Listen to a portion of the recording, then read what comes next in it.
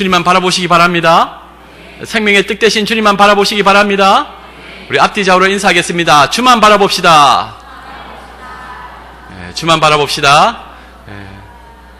세상 그 어디에도 소망은 없습니다. 오직 우리 주님께 소망을 두시기 바랍니다. 우리 주님이 우리의 모든 것을 아시고 채워주실 줄 믿습니다.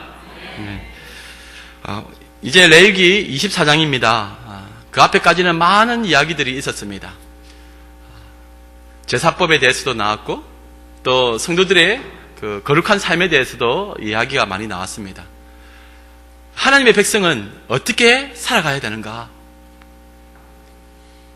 하나님을 알고 하나님을 믿는다는 것은 무엇을 말하는가? 하나님은 단지 성막 안에만 거하시는 것인가? 아니면 우리의 삶 가운데도 역사하고 계시는가? 그런데 오늘 말씀을 보면은 하나님은 성막 안에만 머물고 계시는 분이 아니라 우리의 삶 가운데, 우리의 심령 가운데 항상 함께 하시는 분으로 나타나고 있습니다. 우리가 하나님을 떠나버리면은 하나님의 뜻대로 행할 수가 없습니다. 하나님이 우리 심령 가운데 계실 때에 우리는 하나님의 백성으로서의 그 정체성을 잃지 아니하고 살아갈 수가 있는 겁니다.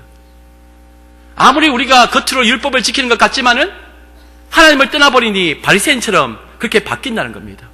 겉으로는 화려하고 겉으로는 잘하는 것 같은데 그 심령이 어둡고 부패하니까 죄악의 사슬로 묶여져 있으니 짓는 것은 죄밖에 없는 겁니다.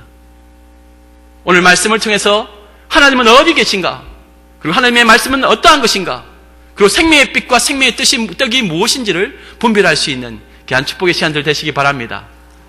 우리가 오늘은 복습할 겸 이제 레위기 24장까지 왔으니까 한번 이제 여러분들에게 또 그림으로 좀 설명을 해드리면서 재미있게 한번 해보려고 합니다. 여러분 기대되십니까? 목소리가 이밖에 안 나오니까. 제 나름대로는 이리 뛰고 저리 뛰고 해서 자료를 준비했는데 제가 원했던 어떤 그런 자료 수준은 아닙니다. 하지만 여러분들이 상상을 좀 하시면서 오늘 이 화면을 보시면서 설명을 들으시면은 좀 더 이해가 빨라지지 않겠나 그렇게 생각되어집니다. 여러분 우리가 오늘 내용을 이해하려면은 성막을 좀 알아야 됩니다. 성막을 한번 보여주시기 바랍니다. 성막의 규격이라고 되어 있는 화면입니다. 예, 나왔습니다. 자, 성막은 이렇게 생겼습니다. 안에 겉이 있고 바깥들이 있고 또 성소와 지성소로 되어져 있습니다. 여기에 보면은 높이는 2.5m 그리고 그 다음에 길이는 얼마나 됩니까? 가로가 25, 세로가 50. 예, 이 정도 규모입니다. 우리가 생각했던 것보다는 좀 작지요? 예. 우리 지금 본당 크기? 예, 이 정도 보면 딱 될 것 같습니다. 이 안에 이제 무엇이 들어있는가? 성소와 지성소가 있는데 바깥에서는 무슨 일이 일어나는가? 한번 그때의 장면을 한번 보여드리겠습니다. 성막의 전경을 한번 보여주십시오. 이런 것이 이렇게 바뀝니다. 예, 구름이 보이죠? 여호와의 임재를 상징하는 구름이 지금 그 위치가 지금 지성소 안에 법궤 위입니다. 하나님의 임재를 상징하죠. 이스라엘 백성에게 왜 성막을 주셨을까요? 그것은 하나님이 우리와 함께 하신다, 이스라엘 백성과 함께 하신다는 의미로 보여주신 겁니다. 이스라엘 백성들은 하나님과 함께하는 자들입니다. 보이지 않는 하나님을 봐야 되는데 하나님을 볼 수가 없으니 인간들은 자꾸 헛된 길로 간다는 겁니다. 불기둥, 구름기둥. 우리가 어디로 가야 될지 하나님이 가르쳐주지 아니하면은 이 양떼들은 각자 자기 속에는 오는 대로 가버린다는 겁니다. 그래서 그곳에 성소를 두고 지성소를 두고 성막을 두고 그곳에서 하나님께서 함께 하신다. 임재, 하나님의 임재. 하나님은 온 천지 우주 만물의 창조주가 되시기 때문에 어디에 두실 수도 없습니다. 그분은 무한한 존재이기 때문에 유한한 성막 안에 성전 안에 갇힐 수가 없어요.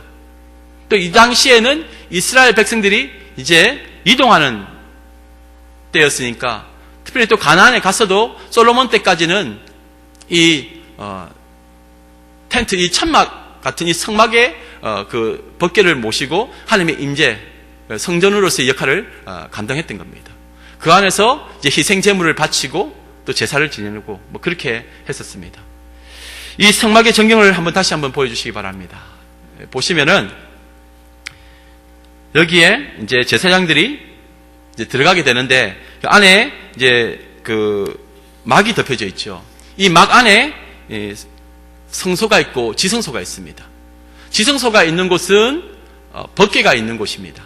그리고 그 지성소와 성소 사이에는 또 휘장이 있습니다. 예수님이 십자가에 달려 돌아가셨을 때에 그 휘장이 찢어졌죠. 그래서 예수 그리스도를 힘입어 우리가 이제 그 안에 들어갈 수 있게 된 겁니다. 자, 한번 성소의 전경을 한번 보여드리겠습니다. 지성소와 보이죠? 왼쪽에 있는 모습이 이제 지성소가 됩니다. 저 작은 그 괴짝 같은 게 하나 보이죠? 그것이 법궤입니다. 그 위에 천사의 날개가 이렇게 붙여 있는데 그것이 시원자라고 합니다. 시원자. 그리고 또 그 휘장 뒤에 제사장이 나와 있죠. 분향단이 보이고 또 그 앞에 또 7개의 그 촛대가 있는 등잔이 나옵니다. 오늘 본문에 나옵니다. 등잔. 감람유를 넣어서 항상 불을 이렇게 나올 수 있도록 그렇게 합니다. 그리고 그 앞에 마주 보이는 곳에 진설병이 있습니다. 떡상이 있습니다. 떡상을 보면은 그 앞에 이제 6개씩 쌓아서 되어 있는데 나옵니다. 조금 이따 다시 더 정확하게 설명해 드리도록 하겠습니다. 먼저 지성소 안에 있는 것을 한번 보겠습니다. 지성소 안에 보면은 시은자 법궤가 있습니다. 법궤를 한번 보여주십시오. 보이죠? 저 위에 금으로 이렇게 쌌습니다. 그리고 그 안에는 뭐가 들어있느냐? 위에 보이는 뚜껑 같은 부분이 시은자입니다. 대속죄일이라고 1년에 한 번씩 대제사장이 그 지성소 안에 들어갑니다. 들어가서 그곳에다가 피를 가지고 그 위에 붓는 겁니다. 그리고 또 한 마리의 염소는 아사셀로 해서 그 광야로 내보냅니다. 그래가지고 이 예수 그리스도의 죽으심, 십자가 사건을 예표하는 상징적인 이제 행위가 나오게 되는 겁니다.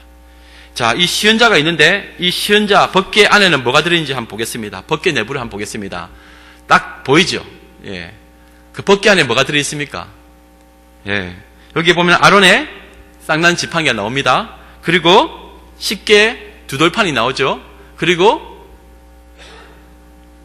만나를 담았던 빈 항아리가 나옵니다. 이 세 가지는 인간의 연약함을 상징한다고 저번에 말씀드렸습니다.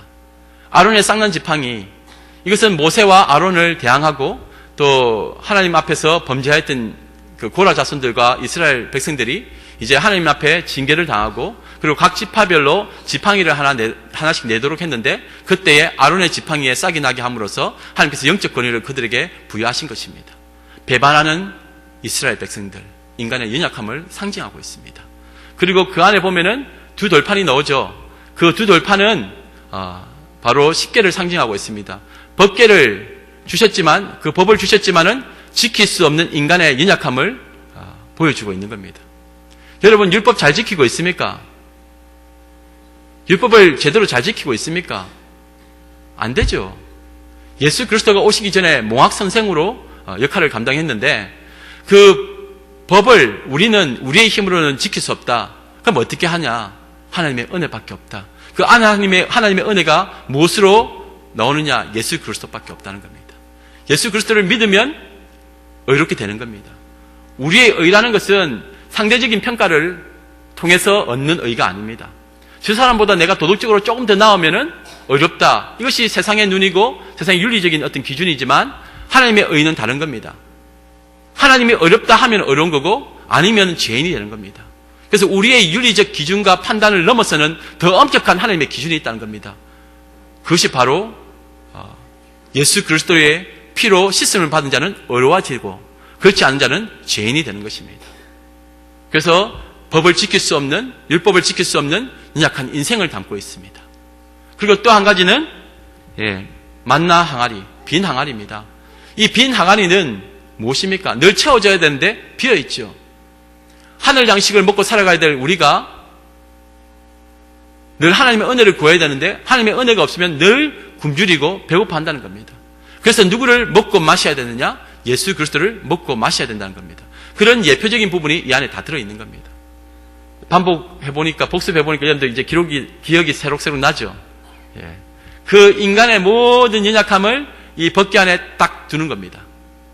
그리고 그 법궤를 덮는 이 안에 있는 이 세 가지, 그 쌍난 지팡이, 그리고 빈 항아리, 두 돌판, 이것을 다 품고 예수님이 가시는 겁니다. 이 법궤가 바로 예수 그리스도를 상징하는 겁니다. 인간의 모든 연약함을 짊어지고 요단강을 건너가시는 겁니다. 구원의 백성, 천국 백성으로 삼아주시는 것입니다. 이러한 상징적인 의미가 있다는 겁니다. 그래서 법궤 내부에 이것이 들어있는데 이것이 지성소 안에 있었습니다. 이 안에는 아무나 들어갈 수가 없습니다. 대제사장이 들어갑니다. 그래서 모든 이스라엘 백성들의 죄를 사하기 위해서 대속죄일에 이제 대제사장이 들어가는 겁니다. 그래서 그 시원자 뚜껑 위에다가 그 염소의 피를 붓는 겁니다. 예수 그리스도의 죽으심을 상징하고 있는 겁니다.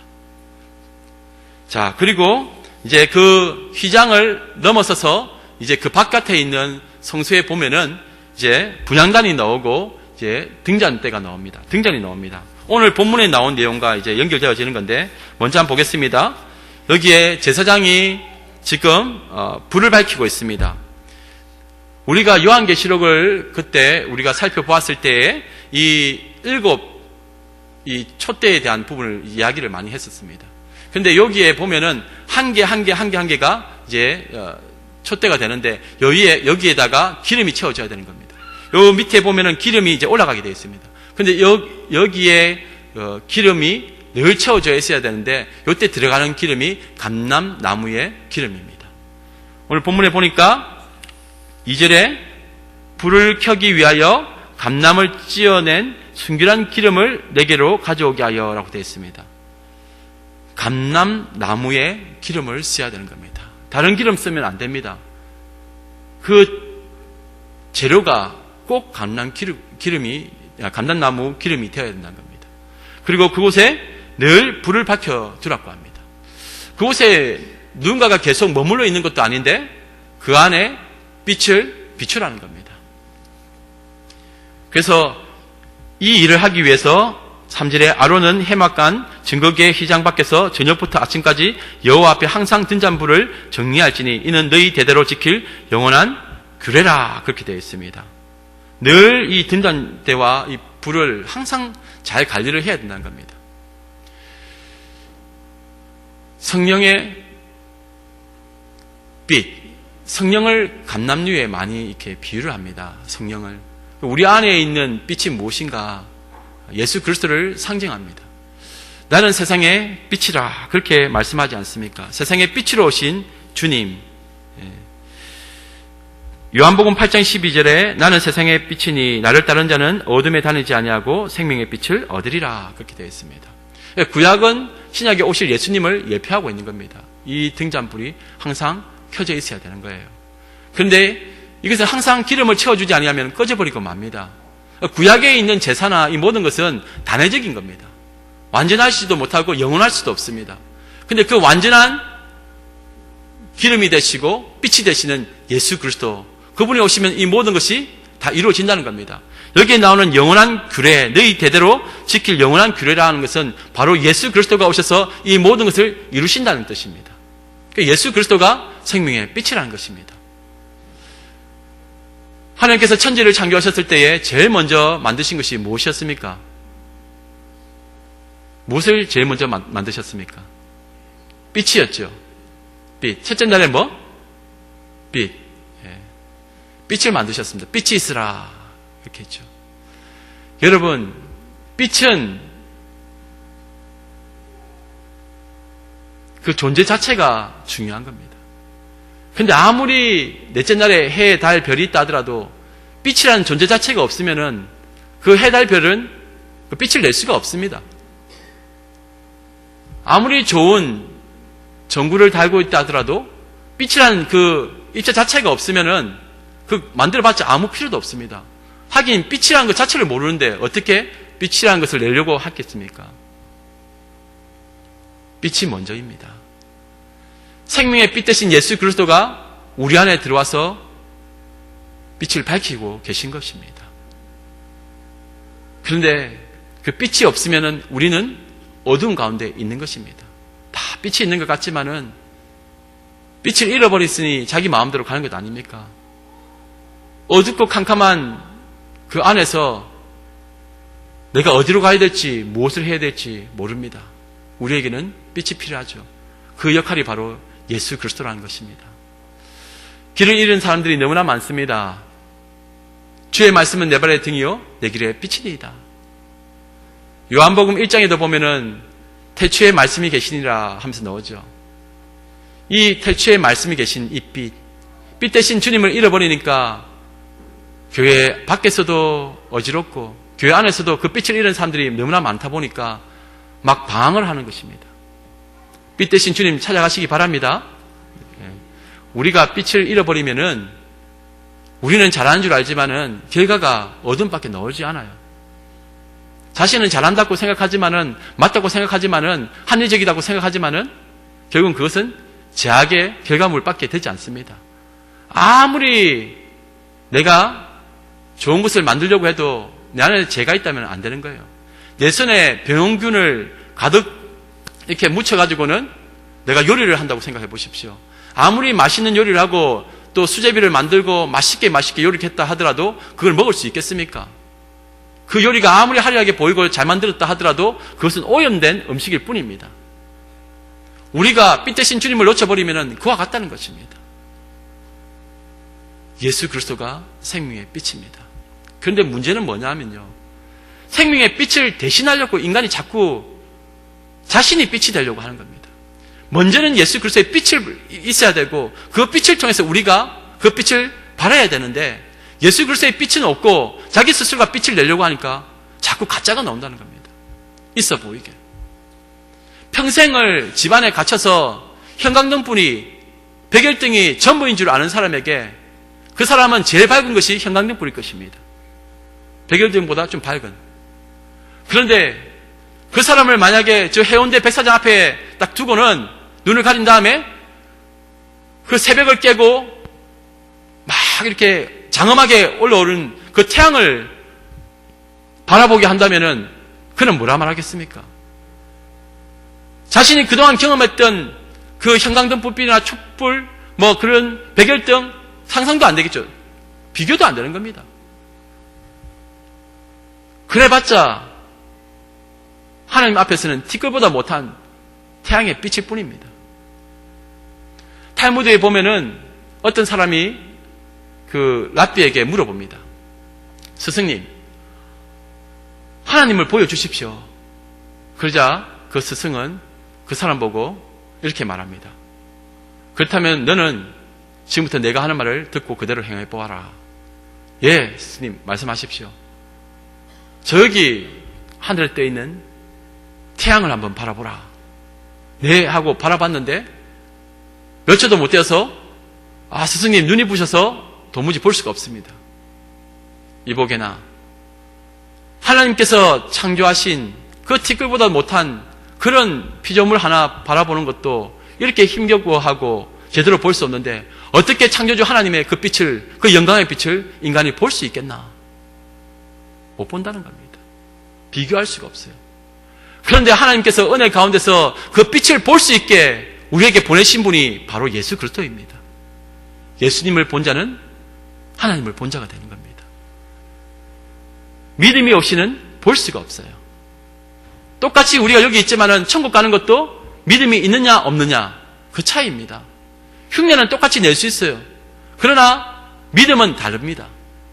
믿음은 우리에게서부터 생기는 것이 아닙니다. 하나님의 은혜 가운데 우리에게 주셔야지만 우리는 볼 수 있다는 겁니다. 그래서 우리가 불가항력적인 하나님의 은혜라는 것을 깨닫게 되면은 내세우고 자랑할 것이 하나도 없습니다.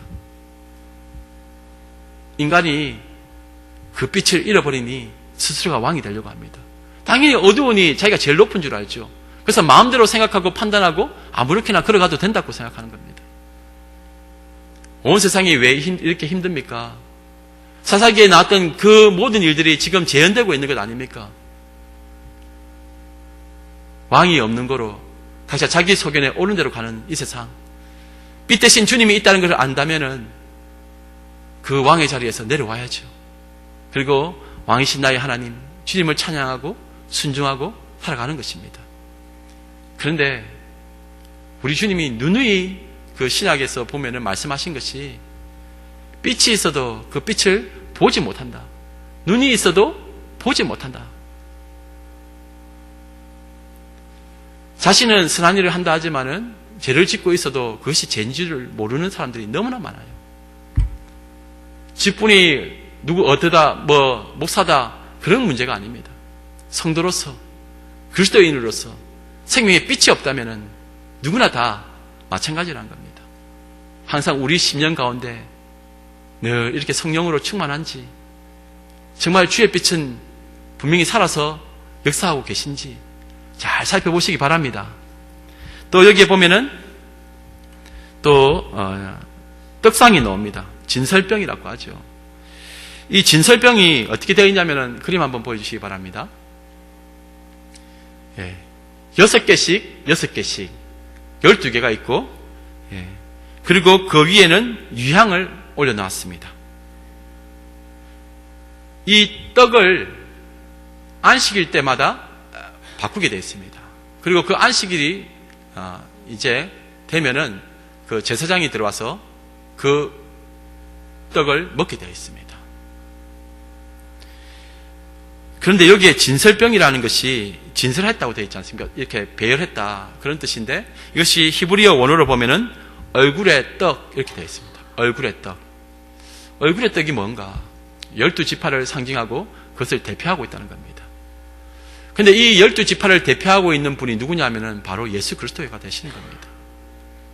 예수 그리스도가 생명의 떡이 된다는 것입니다. 이것도 영원한 규례가 된다는 거죠.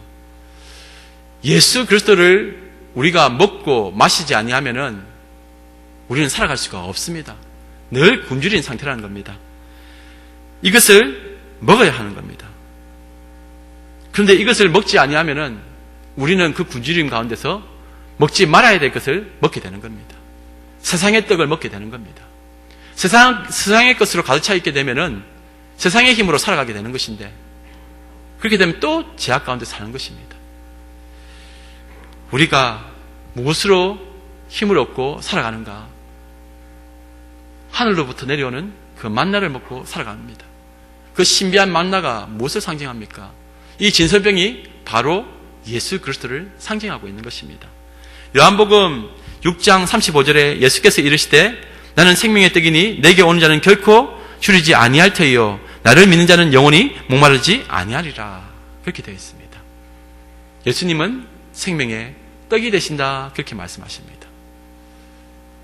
구약은 제한적이죠. 그래서 일주일에 한 번씩 이것을 바꿔야 됩니다. 안식일 때마다 바꿔야 되는 겁니다. 그리고 그것을 먹는 것입니다. 하나님께 드려진 예물로, 제물로 살아가는 존재들, 바로 우리라는 겁니다. 말씀이 바로 우리의 떡이 되는 겁니다. 생명의 떡 되시고 생명의 말씀 되신 예수 그리스도를 먹고 마시는 우리가 목마르지 아니하고 배고프지 않다는 것입니다. 그런데 우리는 세상 살아가다 보면은 현실적인 그 떡을 먹기를 원해요. 지금 당장 내 배를 채워줄 수 있는. 그런데 성도들이 세상의 것을 먹으면은 체하게 되어 있고 아프게 되어 있습니다. 아무리 먹어도 건강해지지 않습니다. 그것을 먹으면은 영원히 죽어가는 것이죠. 세상의 것을 탐내지 마시기 바랍니다. 이미 죄로 인해 오염되어져 있는 그 음식을 자꾸 먹다 보면은 계속적으로 우리는 죽음의 자리에 서게 된다는 겁니다. 우리가 먹을 양식은 하늘 양식이고 예수 그리스도밖에 없다는 것을 기억하시기 바랍니다. 여기에 보면은 중요한 영적인 원리가 있습니다. 이 성막이 무엇이냐? 이스라엘 백성들이 광야 생활을 할 때에 성막을 주셨습니다. 그리고 가나안에 들어가서는 실로에다가 그 성막을 두었습니다. 법궤를 두었습니다. 하나님의 임재를 상징합니다. 그런데 그 당시에 이스라엘 백성들은 하나님은 그 법궤가 있는 곳에만 머무시는 줄 알았어요. 근데 그게 아닙니다. 그것을 상징한다는 뜻이지 온 우주에 충만하신, 온 천지에 충만하신 하나님을 어디에 가둘 수 있겠습니까? 근데 나중에 이것이 이제 솔로몬 시대로 가서 또 성전이 됩니다. 그리고 그 성전이 나중에는 어떻게 됩니까? 예수 그리스도 안에서는 이제 그 성전이 허물어집니다. 실제로 AD 70년에 티투스에 의해서, 로마의 티투스에 의해서 그것이 다 무너지고 맙니다. 이제 보이지 않는 성전, 예수 그리스도를 상징하는 겁니다. 그리고 그 성전이 바로 또 우리가 되는 것입니다. 예수 그리스도 안에서 우리는 성전이 되었고 교회가 되는 것입니다. 우리 안에 생명 되신 예수 그리스도가 계시면 우리는 성막이 되고 성전이 되는 것입니다. 너희가 하나님의 성전인 것과 하나님의 성령이 내 안에 거하신 것을 알지 못하느냐, 그렇게 말씀하지 않습니까? 성령이 우리 안에 내주하고 계신 겁니다. 그러면 우리 안에는 반드시 생명의 빛이 있어야 되고 생명의 떡이 있어야 된다는 겁니다. 우리 각자 각자의 삶이 정말 그런 예수 그리스도로 충만한가? 요즘 세상을 바라보면은 참 답답한 것이 많습니다. 그리고 교회를 바라보더라도 참 답답한 것이 많습니다. 오늘 갈수록 세상은 예수 그리스도를 배격하고 있습니다. 그 복음의 진리를 무시하고 있습니다. 성도님들 가운데서도 무시하는 것 같아요. 자꾸 현실적인 대안, 현실적인 답을 자꾸 찾아가는 겁니다. 자신은 온전한 줄 생각하죠. 그런데 하나님이 아무리 말씀하셔도, 아무리 우리에게 그것을 보여줘도 눈이 닫혀져 있고 귀가 막혀져 있으면 볼 수가 없고 들을 수가 없습니다. 시대를 제대로 분별하기 바랍니다. 이 시대는 자꾸 생명의 빛 대신 예수 그리스도 대신 우리에게 세상의 그 자신들이 만든 그 빛을 자꾸 가지라고 합니다. 그리고 생명의 뜻 대신 예수 그리스도 외에 다른 것으로 자꾸 먹으라고 합니다. 그러니 자꾸 비만이 생긴 거 아니겠습니까? 먹어도 배불러지지 아니하고. 예수를 먹고 사는 우리가 되어야 되겠습니다. 우리의 마음을 잘 돌아보시고 정말 하나님께 소망을 두고 생명 대신 예수 그리스도 바라보고 믿음 생활 잘 하시기 바랍니다. 지금이야말로 말세가 아닙니까? 어디에 소망을 두려고 하십니까? 예수 그리스도를 더 깊이 아시기 바랍니다. 그리고 말씀을 생명의 떡으로 생각하시고 늘 묵상하시고 읽고 이 말씀대로 살아가기 위해 몸부림치시기 바랍니다. 사람들 바라보면은 상대적으로 조금 잘하면은 잘한 걸로 생각하지만 말씀 앞에서는 그렇지 못합니다. 주의 말씀은 내 발의 등이요 내 길의 빛이니이다. 청년이 무엇으로 그 행실을 깨끗게 하리까? 주의 말씀을 따라 성갈 것이니이다. 내가 주께 범죄치 아니하려 하여 주의 말씀을 내 마음에 두었나이다. 하나님의 말씀이 없으면은 내 생각이 맞는 걸로 착각합니다. 믿음 생활 잘 하시기 바랍니다. 그리고 철저히 말씀 안에 들어가시기 바랍니다. 그것이 이 말세를 살아가는 성도의 지혜가 될 것입니다. 믿음으로 잘 살아가시기 바랍니다. 기도하겠습니다.